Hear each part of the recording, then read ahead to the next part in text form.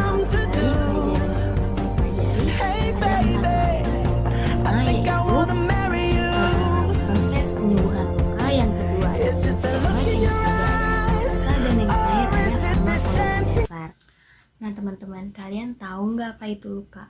Luka adalah rusaknya integritas sel atau jaringan dan organ yang disebabkan oleh berbagai jenis cedera.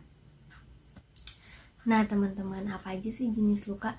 Berdasarkan kedalamannya dan luasnya, luka terbagi menjadi beberapa jenis. Di antaranya adalah, nah yang pertama itu ada luka superficial. Luka superficial ini adalah luka yang terjadi pada bagian lapisan epidermis kulit. Nah teman-teman, jenis luka ini adalah hilangnya lapisan kulit pada lapisan epidermis dan bagian atas kulit dari dermis. Nah, yang kedua itu ada luka partial thickness stadium 1, yaitu di mana kulit nampak berwarna merah, belum nampak lapisan epidermis yang hilang. Nah, yang ketiga ada luka partial thickness stadium 2, di mana bagian epidermis hilang atau lecet sampai dermis bagian atas. Nah, yang keempat ada luka full thickness, di mana luka dengan kondisi kulit hilang pada lapisan epidermis, dermis, fascia, dan otot. Nah, selanjutnya ada luka full thickness stadium 3 dan luka full thickness stadium 4. Stadium 3 di mana lapisan dermis hingga subkutan rusak, sedangkan stadium 4 lapisan subkutan hingga otot dan tulang rusak. Nah teman-teman, ada faktor-faktor yang dapat mempengaruhi penyembuhan luka, yaitu ada 7. Yang pertama ada umur, yang kedua ada nutrisi, yang ketiga ada medikasi atau obat-obatan, yang keempat ada sistem kekebalan tubuh, yang kelima obesitas, yang keenam penyakit, dan yang terakhir ada gaya hidup. Adapun proses penyembuhan luka ditandai dengan adanya proses pemecahan katabolik atau yang disebut dengan sel-sel mati dan proses pembentukan anabolik atau yang disebut dengan sel baru. Nah, terdapat pandangan lain tentang penyembuhan luka. Ada 2, yaitu regenerasi. Adalah pergantian sel-sel yang hilang dengan sel-sel yang bertipe sama. Dan yang kedua ada repair, tipe akhir kesembuhan luka. Tahapan penyembuhan repair terdiri dari intention primer, sekunder, dan tersier. Oke teman-teman, kita masuk ke materi yang kedua, yaitu tentang prinsip obat. Nah teman-teman pasti udah gak asing banget kan kalau minum obat itu kita pasti lewat mulut atau oral atau yang biasa disebut dengan sublingual. Nah teman-teman, selain yang dari oral itu atau yang dari mulut, ada beberapa tahap juga, yaitu melalui suntikan atau yang disebut dengan parenteral. Dan yang ketiga ada rektal, yang keempat ada intravaginal, dan yang terakhir ada obat luar atau yang disebut dengan topikal atau inhalasi. Teman-teman, seperti yang udah aku jelasin tadi, peroral adalah obat yang paling umum yang sering digunakan dengan tujuan untuk mencegah, mengobati, atau mengurangi rasa sakit dengan efek terapi obat sesuai dengan kebutuhannya. Dan ada juga parenteral, adalah tipe obat yang diberikan melalui langsung ke pembuluh darah. Dan yang ketiga ada intrakutan, adalah pemberian obat ke dalam lapisan dermal kulit tepat di bawah epidermis. Yang keempat ada subkutan, adalah pemberian obat melalui suntikan ke arah bawah kulit, yaitu pada jaringan konektif atau di bawah lemak dermis. Nah, yang kelima ada intramuskular, adalah cara pemberian obat dengan cara memasukkan obat ke dalam jaringan otot atau muskulus. Nah, untuk selanjutnya ada intravena, di mana obat dimasukkan ke pembuluh darah vena sehingga obat langsung masuk ke dalam sirkulasi darah. Nah, ada juga pemberian obat secara topikal dan inhalasi. Topikal adalah obat yang bersifat lokal seperti tetes mata, salep, tetes telinga, dan lain sebagainya. Sedangkan inhalasi merupakan suatu teknik pengobatan penting dalam proses penyakit respiratori atau saluran pernafasan yang akut maupun yang kronik. Nah, selanjutnya ada prinsip benar obat. Yang pertama, benar pasien, benar obat, benar dosis, benar cara, benar waktu, dan yang terakhir benar dokumentasi. Oke teman-teman, langsung aja kita masuk ke materi yang ketiga, yaitu tentang asam basa.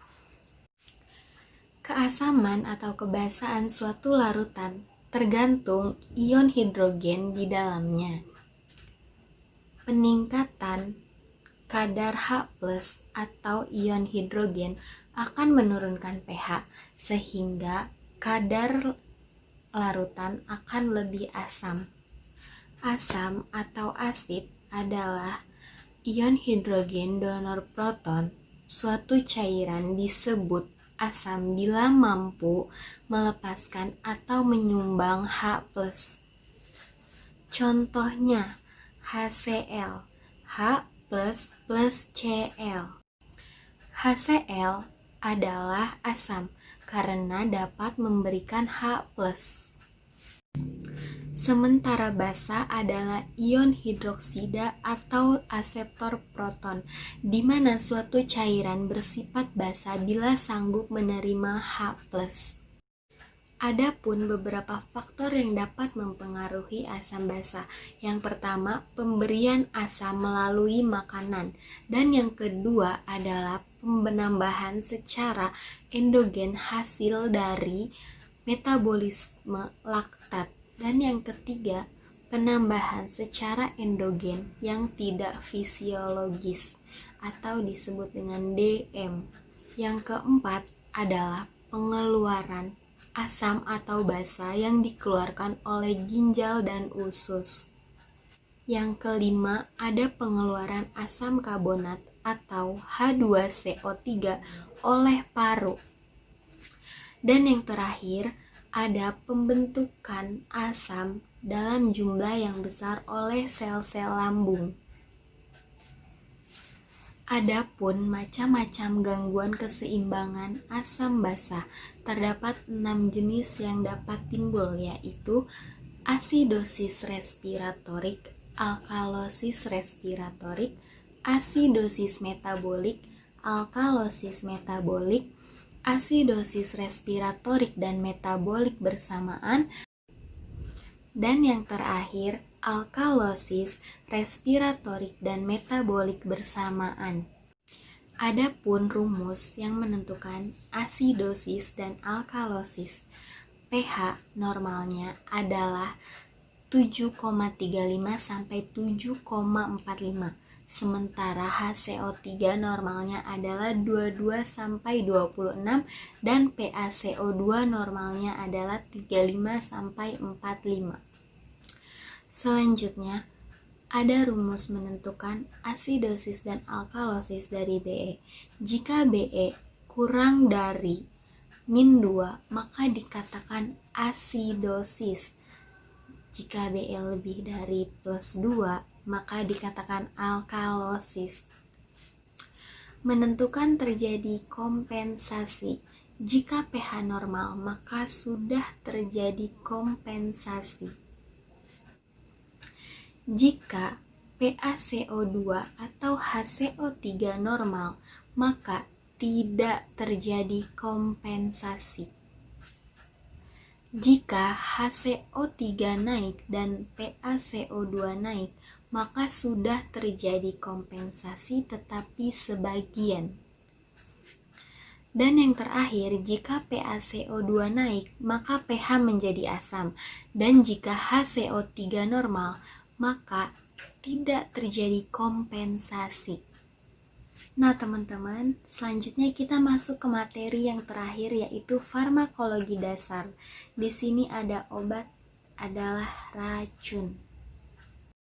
Namun, dalam takaran atau dosis yang tepat dapat menjadi pencegah penyakit atau mengobati penyakit. Adapun prinsip-prinsip terapeutik, keamanan, dan efikasi pengobatan. Ada pula dosis yang dapat diberikan kepada anak-anak maupun lansia, dan ada pun efek sampingnya. Misal ketika kita habis minum obat, maka timbullah bintik-bintik merah pada area bagian kulit tertentu atau mual muntah yang terjadi, dan lain sebagainya. Selanjutnya ada regulasi obat. Yang pertama itu obat keras atau narkotika psikotropika. Yang kedua obat bebas terbatas, dan yang ketiga obat bebas. Dan yang terakhir ada obat tradisional, misalnya jamu, OHT, dan fitofarmaka. Adapun golongan obat anti-infeksi adalah obat untuk mengatasi masalah infeksi. Infeksi bisa dari bakteri, jamur, maupun virus. Antibakteri disebut dengan antibiotik, berbeda dengan antivirus dan anti-jamur. Adapun golongan obat gangguan sistem pencernaan. Di sini, luka yang muncul pada dinding lambung akibat terkikisnya lapisan dinding lambung. Dan caranya menghindari makanan yang pedas dan makan 2-3 jam karena waktu pengosongan lambung. Adapun obat gangguan saluran kemih.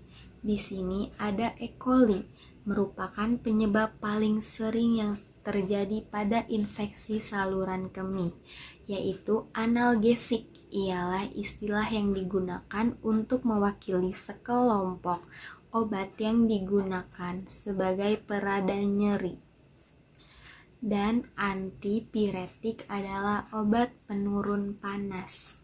Adapun obat kardiovaskuler biasanya digunakan untuk penyakit jantung dan pembuluh darah. Pembuluh darah tersumbat karena adanya penumpukan kolesterol atau kurangnya berolahraga.